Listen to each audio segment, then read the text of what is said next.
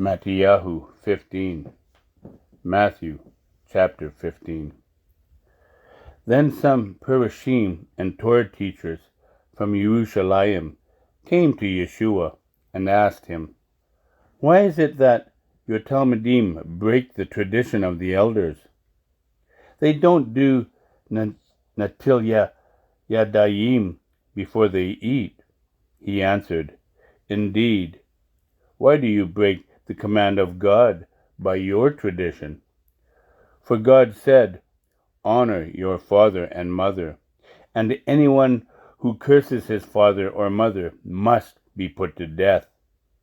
But you say, 'If anyone says to his father or mother, I have promised to give to God what I might have used to help you,' then he is rid of his duty to honor his father or mother.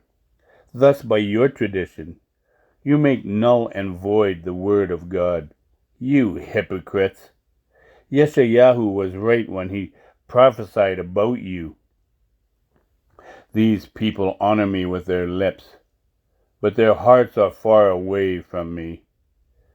Their worship of me is useless, because they teach man-made rules as if they were doctrines." Then he called the crowd to him and said, "Listen and understand this. What makes a person unclean is not what goes into his mouth, rather what comes out of his mouth. That is what makes him unclean." The Talmudim came to him and said, "Do you know that the Pharisees were offended by what you said?" He replied, "Every plant that my Father in heaven has not planted will be pulled up by the roots. Let them be. They are blind guides. When a blind man guides another blind man, both will fall into a pit." Kepha said to him, "Explain the parable to us." So he said, "Don't you understand even now? Don't you see that anything that enters the mouth goes into the stomach and passes out into the latrine? But what comes out of your mouth is actually coming from your heart, and that is what makes a person unclean.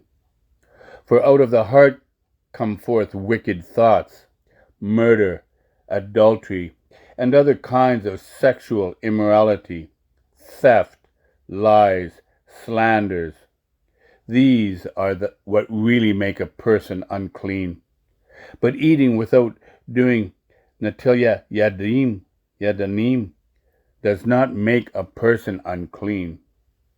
Yeshua left that place and went off to the region of Tizor and Tizidon.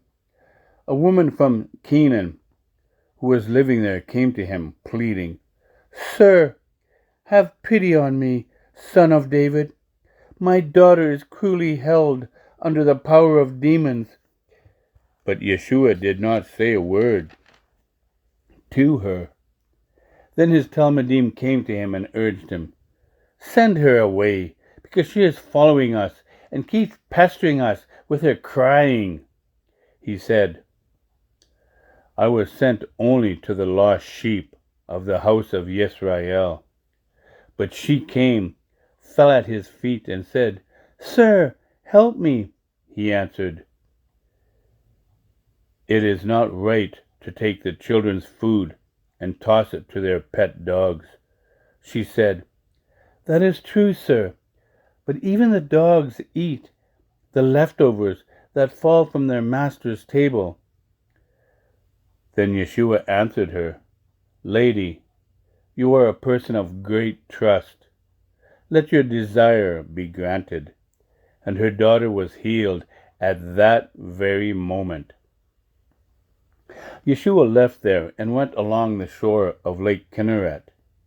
He climbed a hill and sat down, and large crowds came to him, bringing with them the lame, the blind, the crippled, the mute, and many others. They laid them at his feet, and he healed them. The people were amazed as they saw mute people speaking, crippled people cured, lame people walking, and blind people seeing. And they said, a bracha to the God of Yisrael. Yeshua called his Talmidim to him and said, I feel sorry for these people, because they have been with me 3 days, and now they have nothing to eat. I don't want to send them away hungry, because they might collapse on the way home.